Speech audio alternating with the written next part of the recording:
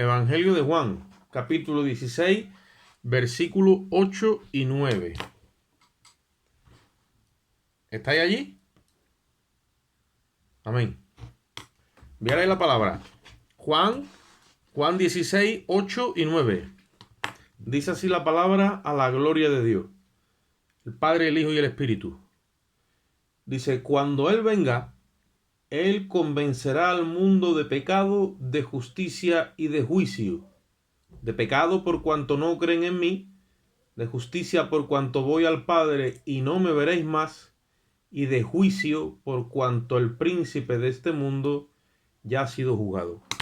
Padre, te damos gracias en esta bendita hora, Señor, donde podemos venir ante tu presencia y humillamos nuestros corazones, Dios mío, y rogamos de una forma especial que tú abras nuestro entendimiento.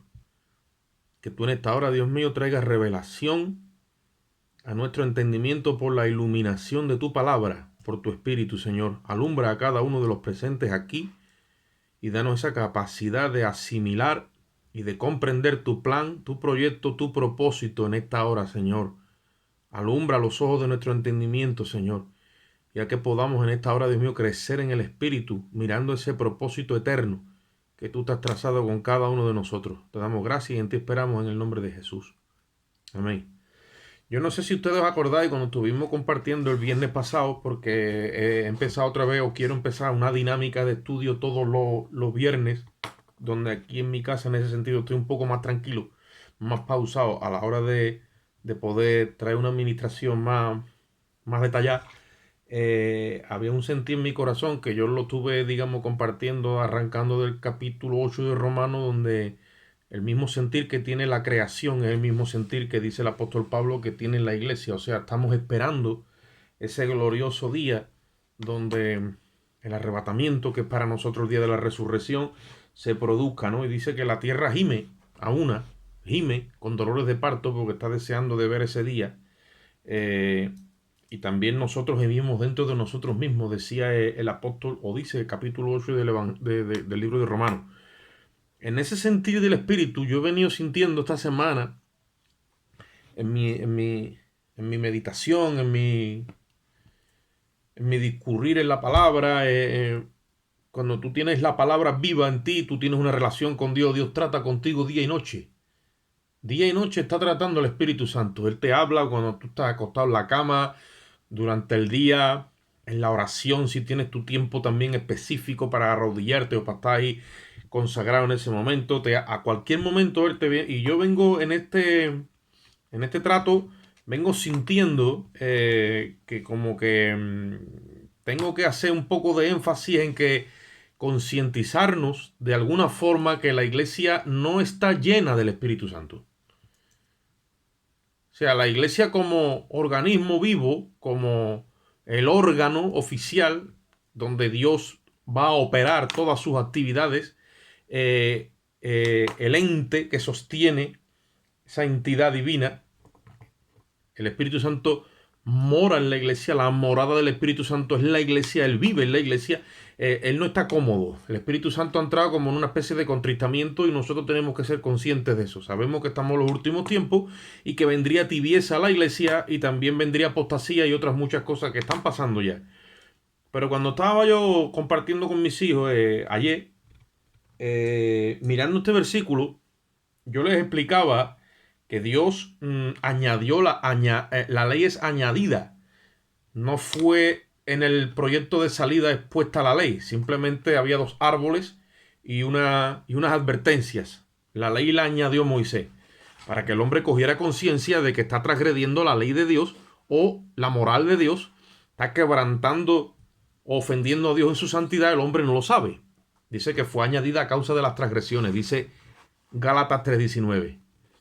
Pero cuando yo estuve leyendo ya aquí, Juan, capítulo 16, versículo 8, me impactó mucho esa expresión que dijo Cristo cuando lo que iba a pasar en la tierra cuando viniese el Espíritu Santo es que el mundo, oye esto, el mundo sería convencido de pecado, de justicia y de juicio.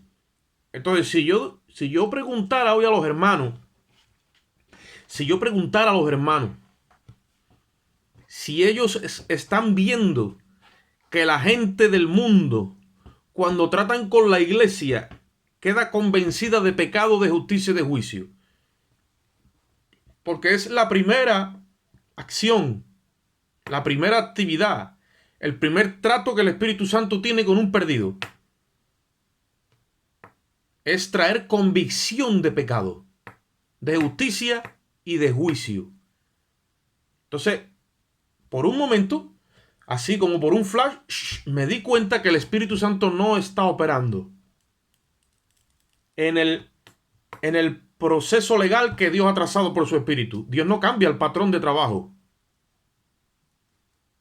Dios edifica de una sola forma. Primero pone el cimiento, pone los pilares y edifica. El trato de Dios con el pecador es traer convicción de pecado, de justicia y de juicio. Si no hay convicción de pecado, si no hay esa capacidad de ver a Dios como juez y esa honestidad de entender la culpabilidad de uno a los ojos del juez, os digo que el Espíritu Santo no está haciendo la obra. La podrá hacer la iglesia. La iglesia tiene una capacidad humana que no es la del Espíritu, es la que cada uno tiene por sí mismo. Y acordaros que cuando estuvimos hablando hace 2 domingos de que estaba prohibido por Dios comer del árbol de la ciencia o del conocimiento del bien y del mal, tenemos que ser conscientes que ese árbol le pertenece a Adán y que el hombre en su propia sustancia, en su naturaleza humana, está capacitado para hacer el bien sin dejar de hacer el mal. Por eso que es que ese árbol muchas veces nos confunde, o esa conducta o esa actitud que hay en nosotros nos lleva a nosotros a creer que estamos haciendo la obra de parte de Dios porque estamos haciendo algún bien, incluso predicando, compartiendo la palabra, convenciendo a la gente, pero es el Espíritu Santo el que está haciendo la obra. Y yo vengo cayendo en la realidad de que el Espíritu Santo está contristado en la iglesia y tiene que haber una humillación de parte del seno de la iglesia, de todos aquellos que se consideren iglesia, porque cuando el Espíritu Santo empieza a obrar, no solo convence de pecado, de justicia y de juicio, sino que sana, liberta, redarguye, reprende, exhorta, te lleva al arrepentimiento, te lleva a nacer, te lleva a creer, te lleva a nacer de nuevo, te bautiza, dándote un poder, digamos, sobrenatural para hacer la obra, y la iglesia está carente ahora mismo de todo eso. No estamos usando ese poder sobrenatural para traer convicción de pecado. ¿Qué sucede? En esa línea de tiempo, la iglesia en un momento dado se rompió el eslabón de esa conexión entre Dios con su iglesia por el Espíritu, se ha roto ese cordón umbilical. La iglesia ha seguido por sí misma como citar cosas. Y son muy pocos los que están buscando otra vez esa unión de la cabeza. Son muy pocos los que están buscando otra vez que sea Cristo gobernando la iglesia. Porque también los hombres, cuando han visto ese error, se han puesto ellos al frente. Y no se ha dejado que el Espíritu Santo saliese de ese contristamiento. Entonces, todo eso nos tiene a nosotros que llevar a cuestionarnos. No es malo cuestionarse las cosas, ¿eh? Es muy bueno. Y sacar convicciones de cuestionamiento que tú te haces a ti mismo. ¿Estás tú en la fe? El apóstol Pablo dice, examinaos vosotros mismos si estáis en la fe. Te tienes que cuestionar a ti mismo. Yo me cuestiono a mí mismo. Si estoy en la fe, si estoy andando por el camino que Él me trazó, si estoy andando en los planos originales, si estoy andando en la senda que Él me ha marcado. Me cuestiono mi fe, me cuestiono la doctrina. Pero no con el deseo de ensoberbecerme contra Dios, sino en encontrar ese copyright, esa denominación de origen, para que el Espíritu Santo empiece a respaldar mi vida. Cuando una persona está en el agrado de Dios, el cielo empieza a hablar también, aparte de lo que es la persona, el cielo empieza a traer un respaldo a la vida de esa persona. Viene un respaldo a tus palabras. Viene un respaldo a tu consejo. Viene un respaldo a tu fe. Dios empieza a honrar tus oraciones, tus imposiciones de mano, tu advertencia. Eso es que caminas bajo cielos abiertos porque hay una llenura del Espíritu Santo en tu vida. Cuando el Espíritu Santo no llena tu vida, de nada vale. Aquí el vaso medio lleno o medio vacío no vale. Aquí se requiere llenura del Espíritu Santo. Si no hay llenura del Espíritu Santo, no hay caso. No estamos hablando de nada. Entonces tengo esa inquietud, ese pesar en mí, ¿vale? Y quiero mostraros varios pasajes de la Biblia para que veamos cómo Dios usó a hombres y mujeres en momentos específicos bajo la llenura del Espíritu. Bajo la llenura del Espíritu. Entonces, primera cosa que vamos a ver. ¿Cómo Dios usa a un hombre? El profeta Natán. Para convencer de pecado. Segunda de Samuel. Vamos a ir allí. Segunda de Samuel. Capítulo 12. Versículo del 1 al 7. No vamos a irnos más atrás porque ya todos conocemos la historia y vamos a ganar un poco de tiempo en esta tarde. David ha pecado contra Dios. David ha tomado a Betsabé de una forma íntima mientras que todo el pueblo estaba en la guerra. Y David la ha mandado a llamar y ha tenido cópula con ella y además se ha quedado embarazada. ¿Sabéis la historia, verdad? No solo eso, sino que a David se le ocurre la idea de que como se ha quedado embarazada, va a llamar a su esposo que está en el frente, en este caso es Urías, y cuando lo sienta a la mesa con él y lo harta de vino, le dice, vete y duerme con tu mujer. Y todos sabemos que Urías muestra lealtad al rey y a sus compañeros y dice, ¿cómo voy a dormir yo con mi mujer estando mis compañeros en el frente? Y durmió allí a la puerta de la casa del rey. No le sale bien la jugada a David y vuelve y lo intenta al día siguiente y pasa lo mismo. ¿Vale? Os estoy situando. Y como ya no ve manera de que este hombre duerma con su mujer, pues lo manda otra vez al rey, perdón, lo manda al frente, a la guerra, y él mismo lleva la carta. Oye esto, él mismo lleva la carta cerrada, le va a presentar, que le tiene que entregar, en este caso, al general del ejército, que es Joab, y en esa carta va escrito de que a Urías lo pongan al frente de una forma como ya más o menos nos imaginamos, sin cobertura y desprovisto, para que este hombre halle la muerte. Y así mismo sucedió. Os digo porque David, un hombre ungido de Dios, un hombre que Dios lo llamó, un hombre que Dios lo respaldó, llegó un momento que perdió, si lo pudiéramos comparar con nosotros como iglesia, perdió la llenura.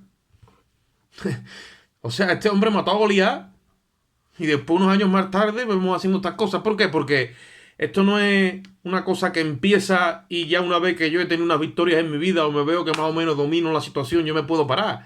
Esto es un camino que empieza en Jesucristo y acaba cuando nosotros realmente nuestros ojos le veamos a Él, donde ya estemos glorificados. Mientras no hay descanso, no hay vacaciones. Y la iglesia es una fotocopia del relajo en el que entró David. Yo siempre he dicho, a título, ¿no?, de simbología o de comparación, no va a ser nunca igual, pero claro, David vio a una mujer desnuda en medio de su rellano. Pero hoy día nosotros, cuando nos ponemos a entrar en ese ocio, pues lo tenemos todavía más fácil que David. Y cuando nuestros corazones se instalan y creemos que ya no hay que hacer más nada porque la obra de Dios está hecha, eso es un error, evidentemente. Este hombre pues cayó en este error, en este pecado. Y cuando cae en pecado, ¿qué se le ocurre? No se le ocurre confesar, se le ocurre taparlo. El pecado, hermano, lo único que lo saca de en medio de la vista de Dios es la sangre de Cristo. Ya que estamos situados, véale la palabra. Segunda de Samuel capítulo 12, versículo 1. Dice la Biblia, Jehová envió a Natán a David y viniendo a él le dijo, había dos hombres en una ciudad, el uno era rico y el otro era pobre. Y el rico tenía numerosas ovejas y vacas, pero el pobre no tenía más que una sola corderita, y él había comprado y criado. y que había crecido con él y con sus hijos juntamente comiendo de su bocado y bebiendo de su vaso y durmiendo en su seno y la tenía como una hija. Y vino uno de camino al hombre rico y éste no quiso tomar de sus ovejas y de sus vacas para guisar para el caminante que había venido a él, sino que tomó la oveja de aquel hombre pobre y la preparó para aquel que había venido a él. Entonces se encendió el furor de David en gran manera contra aquel hombre y dijo a Natán: vive Jehová que el tal que el que tal hizo es digno de muerte y debe de pagar la cordera con 4 tantos porque hizo tal cosa y no tuvo misericordia. Entonces dijo Natán a David: tú eres aquel hombre. Así ha dicho Jehová, Dios de Israel: yo te ungí por rey sobre Israel y te liberé de la mano de Saúl. Y te di la casa de tu señor y las mujeres de tu señor en tu seno. Además te di la casa de Israel y de Judá. Y si esto fuera poco, te habría añadido mucho más. ¿Por qué pues tuviste en poco la palabra de Jehová, haciendo lo malo delante de sus ojos? A Urías Eteo heristes a espada, y tomaste por mujer a su mujer. A él lo mataste con la espada de los hijos de Amón. Por lo cual ahora no se apartará jamás de tu casa la espada, por cuanto menospreciaste y tomaste la mujer de Urías Eteo para que fuese tu mujer. Vamos a dejarlo hasta ahí. Cuando David oye esta historia que usa Natán, una especie de parábola, David, que es un hombre que está hecho al reino y al gobierno, oye esto: David tiene mente de justicia, que es algo que le está faltando a la iglesia de los días de hoy. La iglesia le está faltando un conocimiento en la palabra de justicia. ¿Por qué le falta un conocimiento en la palabra de justicia? Porque la iglesia, si tuviera conocimiento en la palabra de justicia, cuando cada hermano peca, tiene que ser lo suficientemente humilde de ir a la presencia de Dios y decir: Señor, estoy mal y soy digno de que me castigues.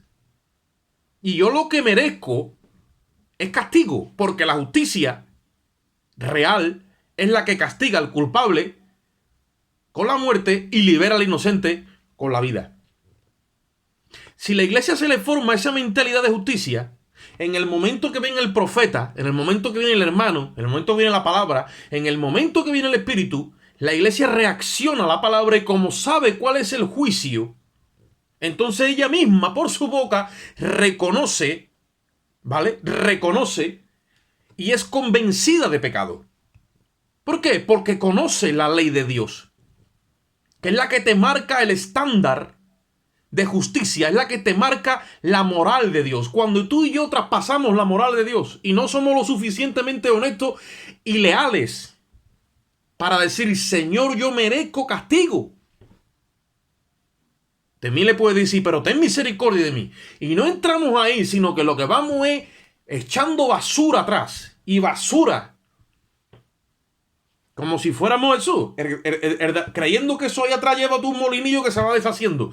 Eso es un error, porque entramos en el engaño en el que está la iglesia en los días de hoy de una forma genérica. Yo no voy a decir ni que tú, ni que yo, ni que el otro le esté pasando eso. Estoy hablando genéricamente. La iglesia misma ya no tiene convicción de pecado real. No tiene. Y uno de los motivos es que Dios es tan bueno y misericordioso que no te castiga en el momento que pecas y en el momento que has errado, sino que te da unos plazos de misericordia para que tú mismo y yo nos arrepintamos y reaccionemos en humillación a los errores que cometemos.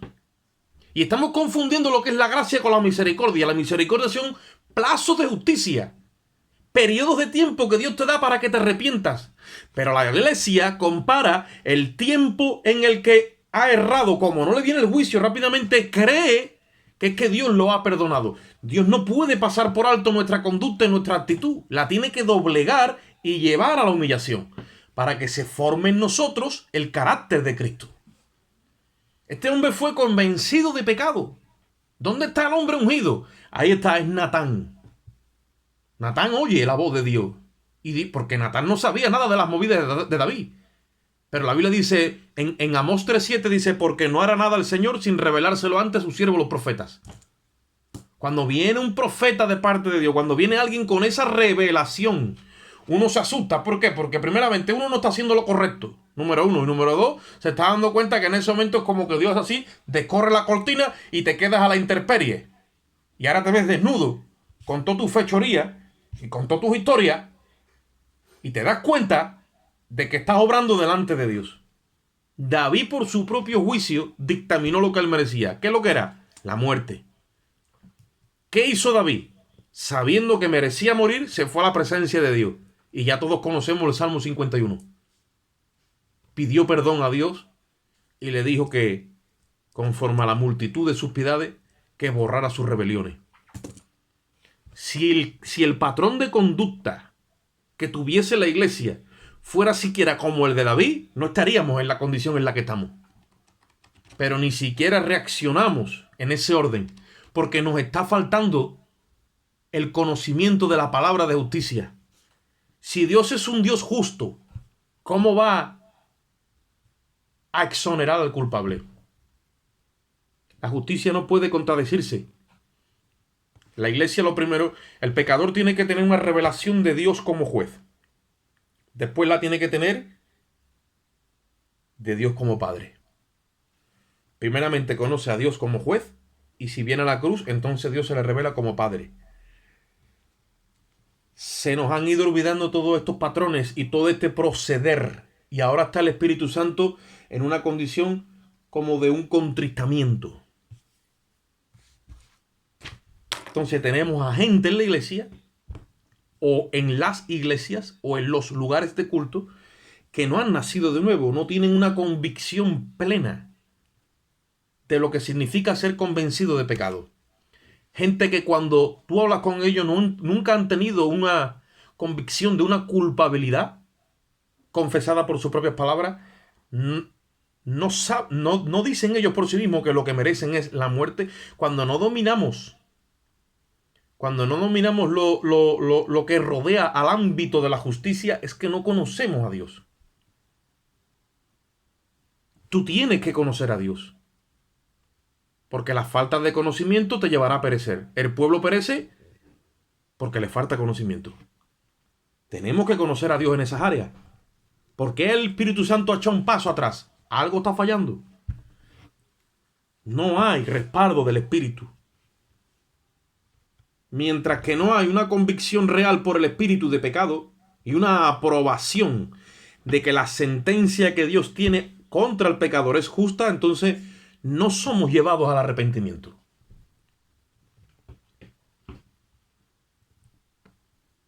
Hay quien enseña que ya nos arrepentimos una vez y ya no tenemos que arrepentirnos más. Hay un arrepentimiento para nacer de nuevo. Ese es el arrepentimiento que todo nuevo creyente tiene que venir cuando viene a la cruz. Arrepentido y convertido. Entonces ahí se nace de nuevo. Pero hay un arrepentimiento en el caminar. Y ese arrepentimiento, ¿cómo yo lo detecto?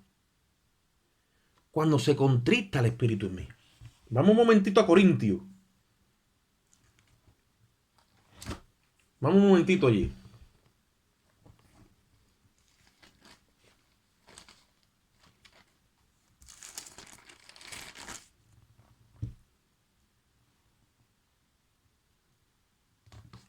Segunda de Corintios capítulo 7.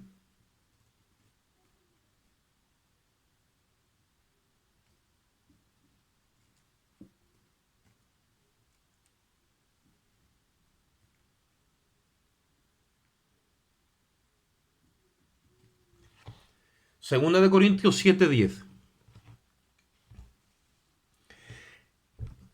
Hay una persona viviendo en nosotros. Esa persona tiene sentimientos. No son carnales, pero tiene sentimientos, tiene como emociones, tiene sentidos. Esa persona tiene ojos, tiene tacto, tiene olfato, tiene todo. Esa persona es una persona. Yo tengo que intimar con ella hasta conocerla. Y ella me empieza a enseñar cómo es que se trata con ella a través de de sentimientos y a través de impulsos. Ella toca mis emociones, ella toca mis pensamientos, ella toca mis convicciones y yo tengo que estar ahí. O sea, la vida cristiana no es, bueno, yo soy de Cristo, yo voy y para allá voy. No, no. La vida cristiana requiere concentración total, 24 horas. Y vivimos en un periodo de la humanidad donde no ha habido un tiempo dentro de todos los tiempos, aunque estoy redundando en la palabra, que se pierda más el tiempo que en este tiempo.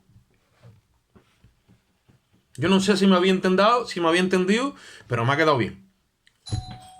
No había un tiempo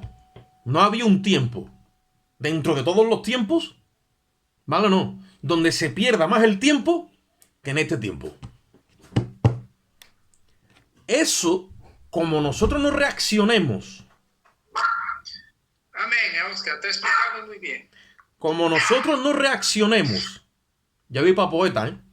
Como nosotros no reaccionemos a esa realidad, que el que nos la muestra es el Espíritu, os digo, y yo no soy tampoco, que al final vamos a cosechar las consecuencias. Ahora, miren lo que dice 2 de Corintios capítulo 7. En el versículo 10 dice, porque la tristeza, que es según Dios, produce arrepentimiento para salvación. De lo que no hay que arrepentirse. ¿Ves? Hasta la misma palabra te usa y te redunda con una palabra. La tristeza, que es según Dios, produce arrepentimiento para salvación. De lo que no hay que arrepentirse. Pero la tristeza, que es del mundo, produce muerte. Te explico. Tú muchas veces sientes tristeza en tu interior. Y esa tristeza tú no detectas dónde te viene. Te viene al alma o te viene al espíritu. Nosotros, como esas dos partes internas no están bien separadas, porque entonces es que tendríamos la revelación de esa espada de luz que ha llegado y ha partido el alma del espíritu. Pues cuando la palabra viene viva, rompe una cosa de la otra. Y tú, aunque eres alma, también ves el espíritu y estás separado. Entonces ahí hay fluido del espíritu. Te alimentas correctamente y hay luz. Pero cuando esas dos composición interna están juntas, hay tinieblas. Porque el alma pertenece a esta tierra. Y si no se nutre del espíritu, ella tiene tinieblas en sí misma. Entonces, cuando viene la tristeza, si tú no detectas que viene de parte del espíritu, ¿vale? Si tú no detectas que viene de parte del espíritu, tú no sacas la conclusión de que el espíritu se ha puesto triste contigo por unas cosas que has cometido.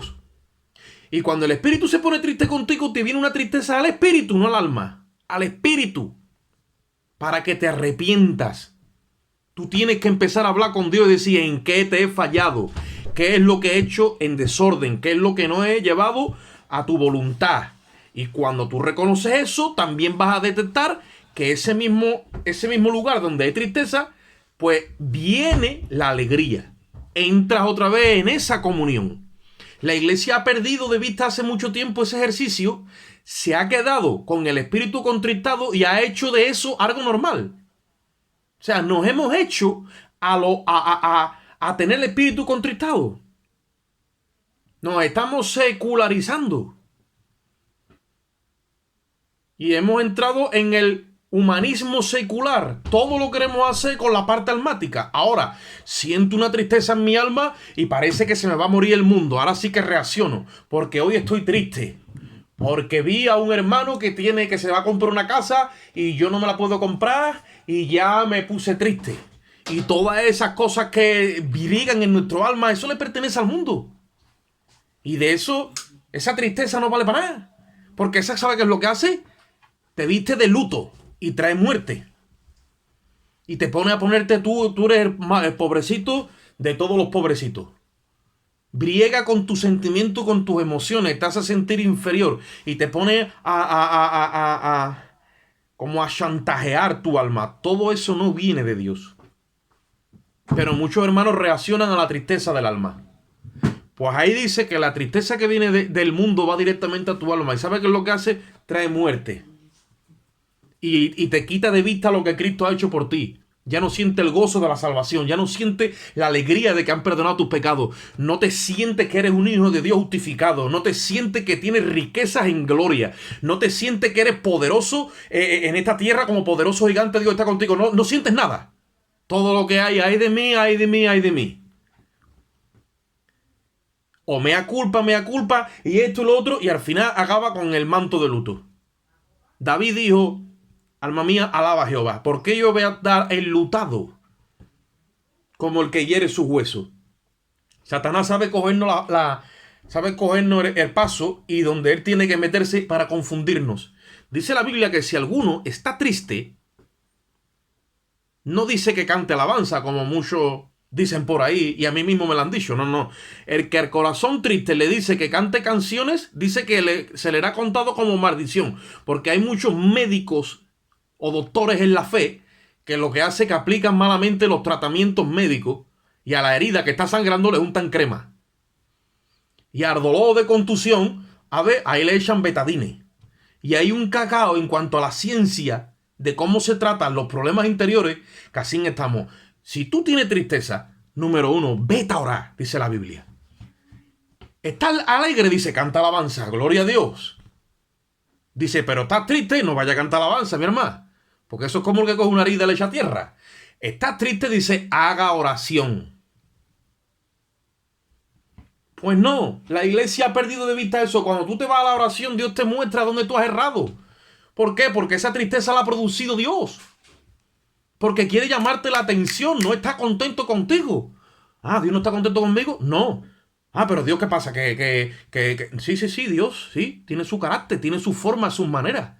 Te tiene que tratar como hijo. Nosotros tenemos que descubrir y afinar esa puntería en su voluntad. Y te tiene entonces que llevar. Pero claro, eso de orar cuando uno se siente triste, eso parece que quedó para los años de María Castaña. Ahora cuando los hermanos se sienten tristes, pues coge los 100 euros que le quedan la talega y se va al centro comercial y se los acaba ya de gastar. Comportamiento de depresivo total ya. Después sigue con la depresión y 100 euros menos. Y la talega de lista de papeles. Y después dice, hermano, es que, hermano, te voy a dar un palo que te voy a poner en órbita. ¿Qué es lo que sucede? Estamos fallando en entender el lenguaje de Dios. Dios es espíritu, hermano. Tiene que tratar con nosotros por su espíritu. Cuando nosotros no conocemos ese mover, no hay ni siquiera convicción de pecado, porque en la convicción de pecado, yo lo tengo aquí anotado ya hace tiempo, tiene 3 fases muy claras que no se nos pueden, digamos nosotros, y nunca de la mente. La convicción de pecado tiene que ver con jurídicamente sentenciado, espiritualmente muerto y moralmente corrompido. Yo no puedo entrar en un orden donde me veo a mí que no estoy cuadrado con la palabra, donde yo no alineo con la palabra, pero como no me cae un meteorito y me mata, pues yo pienso de que estoy bien delante de Dios. No. Cuando yo no hago lo correcto a los ojos de Dios, aunque no me caiga un meteorito, yo tengo que saber que tengo que ir a cuentas con Dios y que estoy en falta. Porque si no, no voy a entrar nunca en madurez. El arrepentimiento, ¿qué es lo que envuelve el arrepentimiento? Y delante de Dios. Vamos un momentito al libro de los Hechos. En el capítulo 2. Versículos 37 y 38. Y vamos a ver la respuesta que tuvo en este caso el pueblo judío, o sea, los judíos nativos, judíos nativos de sangre convertido, y los prosélitos que estaban el día de Pentecostés en Jerusalén cuando Pedro le manda el mensaje. ¿Vale? Estoy dando unas pautas bíblicas para que cojamos un poco de onda y de noción de lo que tiene que ver con convicción de pecado, con arrepentimiento, con el mover del Espíritu en nosotros, porque Dios, el lenguaje de Dios, o sea, Dios no se calla, Él siempre está actuando, está hablando, está moviéndose. Lo que pasa es que nosotros no entendemos muchas veces su lenguaje y quedamos ahí, la relación la dejamos ahí. Mira lo que dice en el capítulo 2, en el versículo 37, libro de los Hechos. Acaba de predicar Pedro un mensaje terrible. Y le dice en el versículo 37, dice, al oír esto se compungieron de corazón y dijeron a Pedro y a los otros apóstoles, varones hermanos, ¿qué haremos? Y Pedro les dijo, arrepentíos y bautícese cada uno de vosotros en el nombre de Jesucristo para perdón de los pecados y recibiréis el don del Espíritu Santo. Cuando nosotros sabemos expresar el mensaje de Dios, producimos arrepentimiento en otros. No solamente convicción de pecado, de justicia y de juicio, sino que el próximo paso es arrepentimiento. No puede haber arrepentimiento genuino si no había antes una convicción de pecado, de justicia y de juicio. Ahora, puede haber un arrepentimiento falso, porque también la convicción de pecado, de justicia y de juicio sea falsa. Todo eso lo tenemos hoy y no sabemos detectarlo. El orden es convicción de pecado, de justicia y de juicio para arrepentimiento. Cuando viene ese arrepentimiento, entonces, como le pasó a esta gente, dice que se compungieron. ¿Qué es que una persona esté compungida de corazón?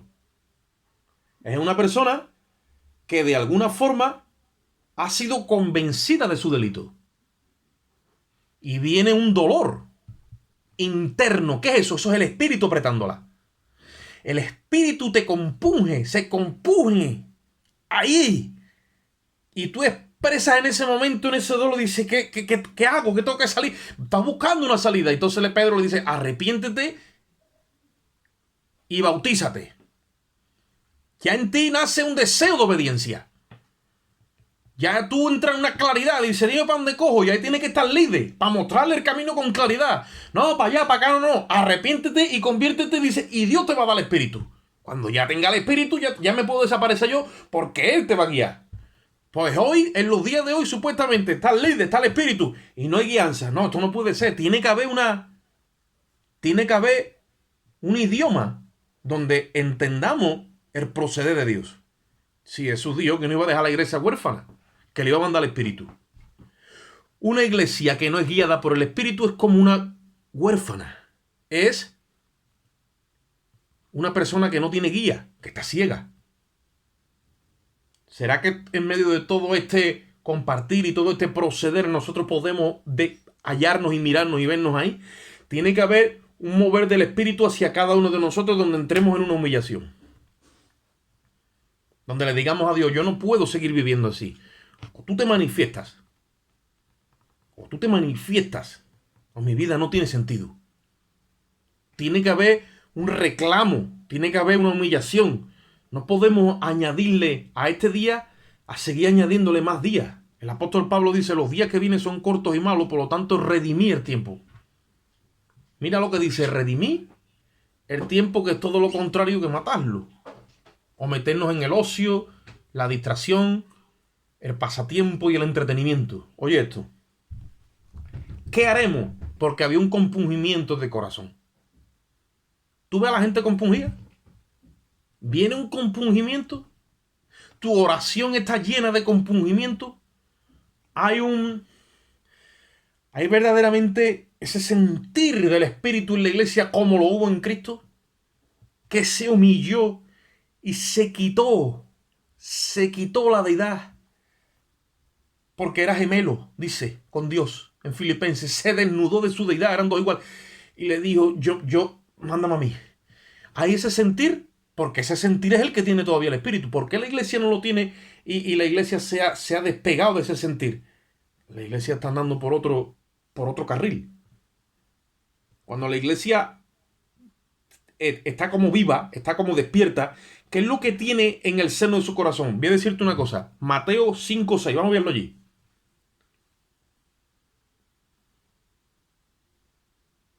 Mateo 5:6.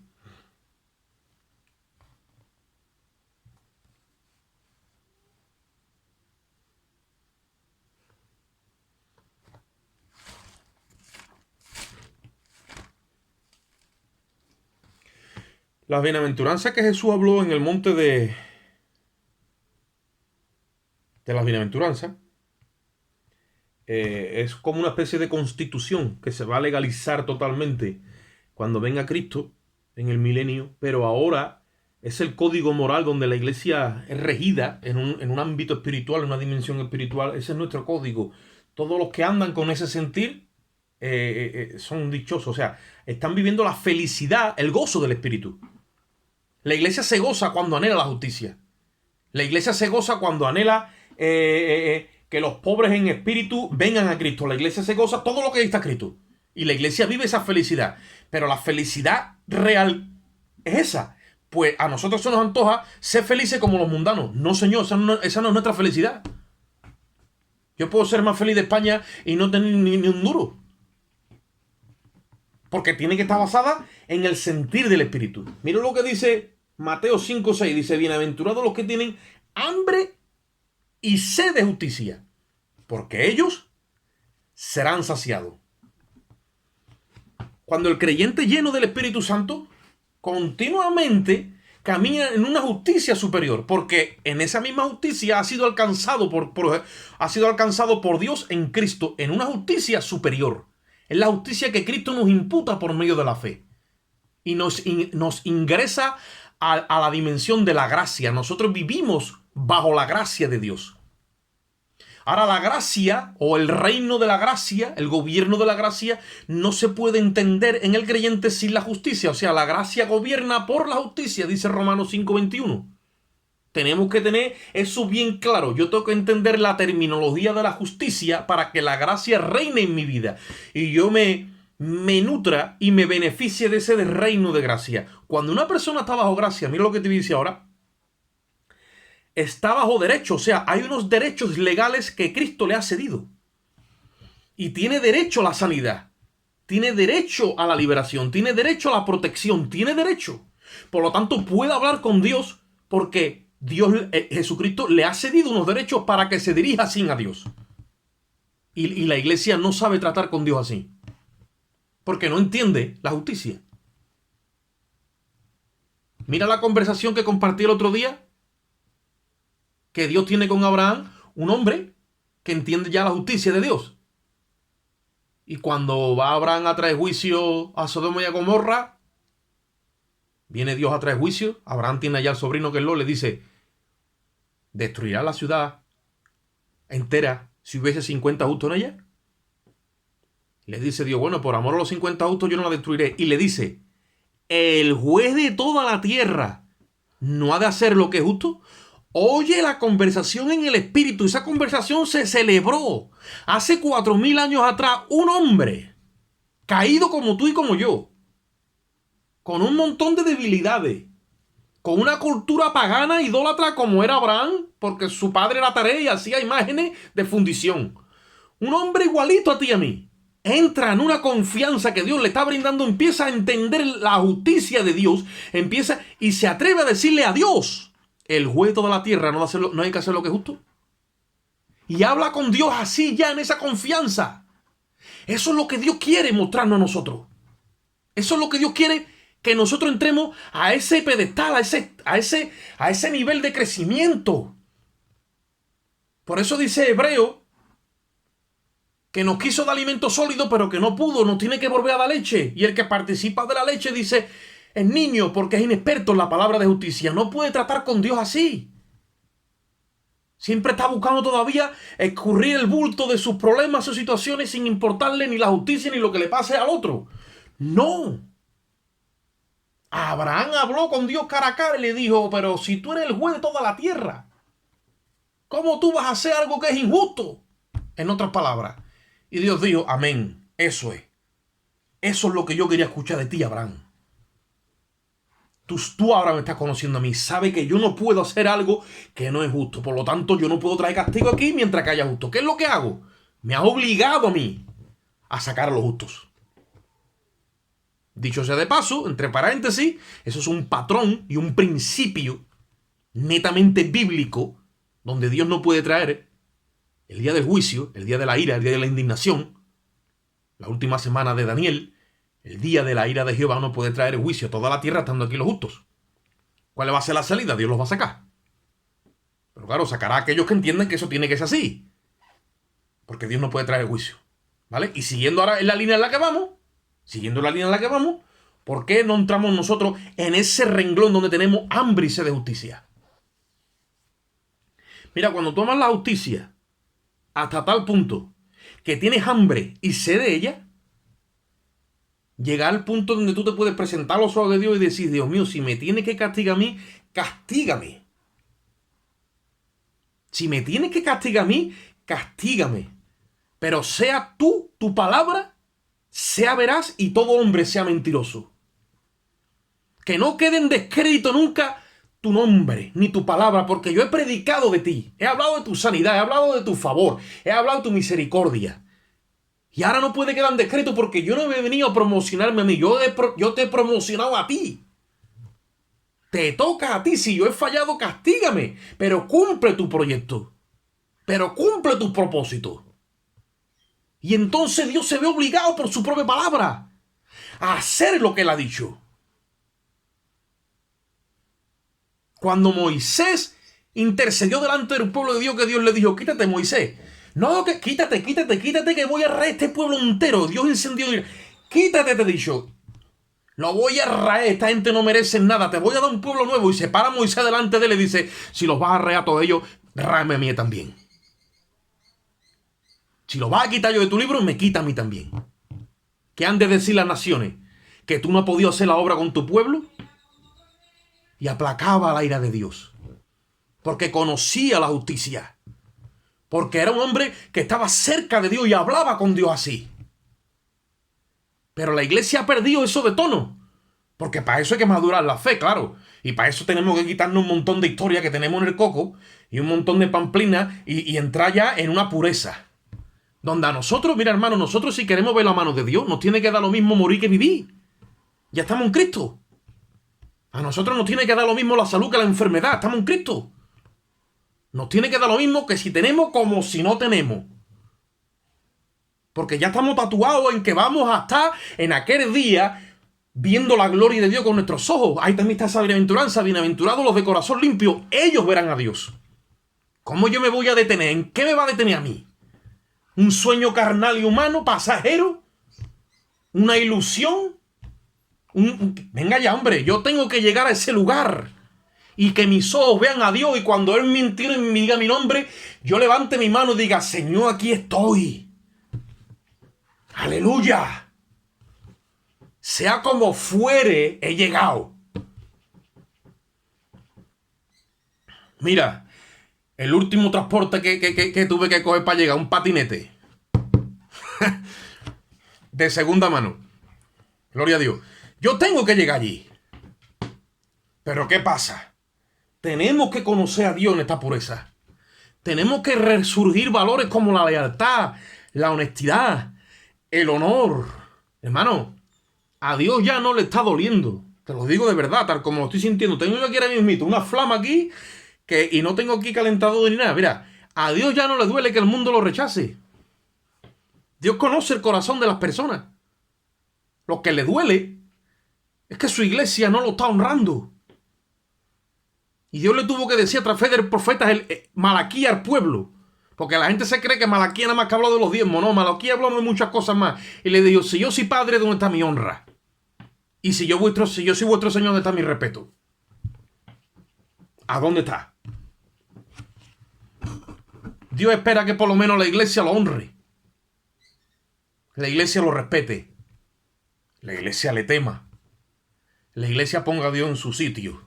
Y a donde se pone el Señor en la vida de un creyente, ahí no se puede poner nadie. Ahí no se puede poner ni hijo, ni padre, ni madre, ni trabajo, ni amigo, ni vecino, ni nada. Eso es sagrado. El nombre de Jesucristo es sagrado en la vida del creyente. Y que cuando tu entorno te vea a ti que tú mencionas la palabra de Cristo o estás envuelto en las cosas del Señor, sabe que eso es serio y sagrado para ti.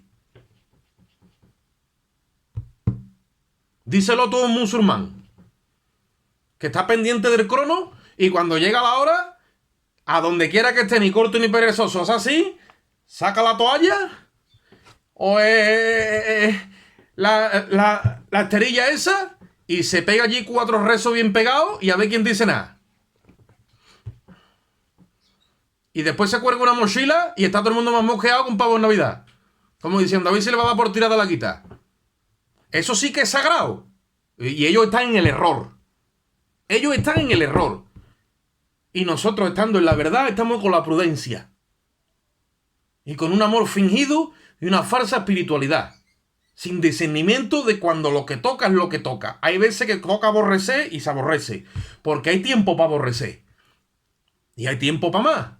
Y hay tiempo para juntar piedra y hay tiempo para pasar piedra. Pero ¿quién me enseña a mí? ¿Quién me enseña a mí en mi espíritu cuando toca lo que toca? El espíritu. El espíritu.